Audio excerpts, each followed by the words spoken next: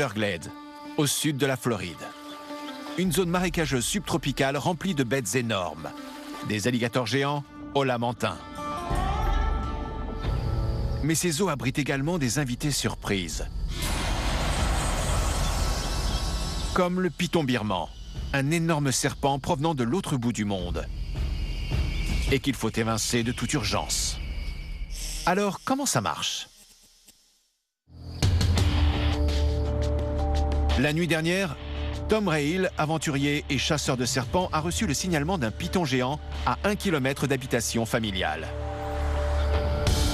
Originaire des forêts tropicales chaudes et humides d'Asie du Sud-Est, le python birman mange tout ce qu'il parvient à tuer et à avaler.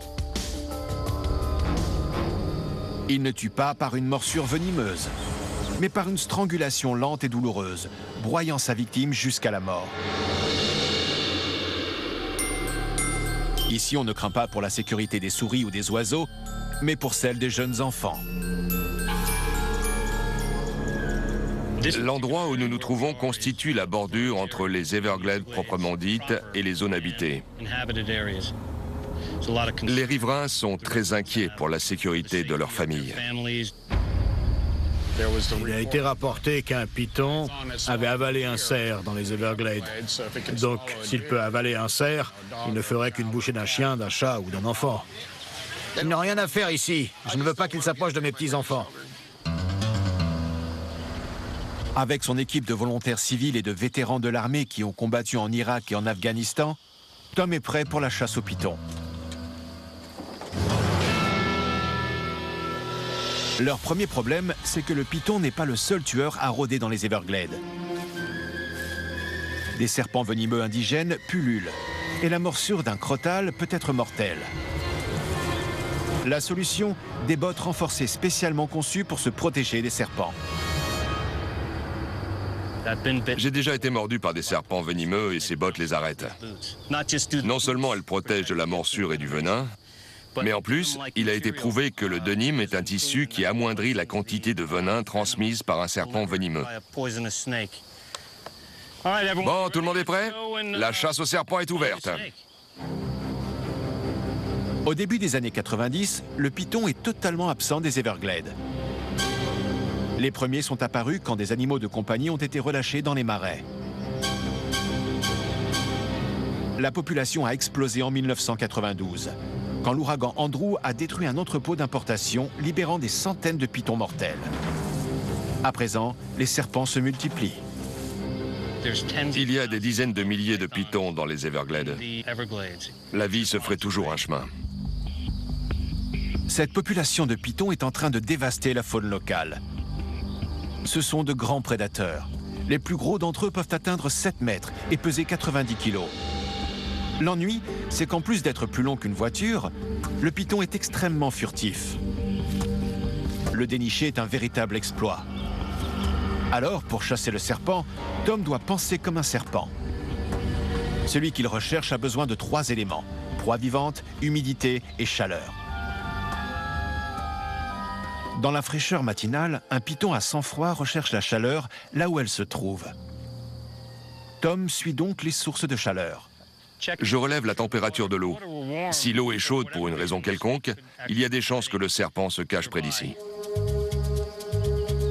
Durant ses recherches, l'équipe trouve un indice très parlant: la peau d'une couleuvre qui vient de muer. C'est bon signe. Elle est très longue. 1,40 m, peut-être 1,50 m. Et toute fraîche. On est bel et bien dans une zone à serpent.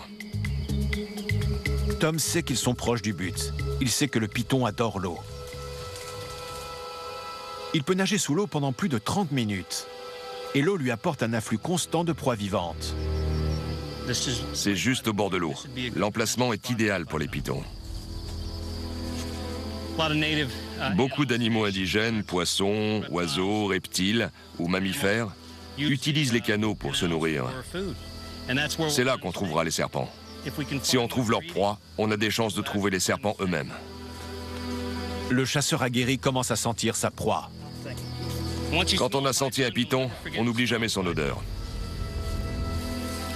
Le soleil est à présent haut dans le ciel, et Tom sait que c'est le moment idéal pour trouver un python. Ça se réchauffe. À ces températures, un serpent dans l'herbe sera en mouvement.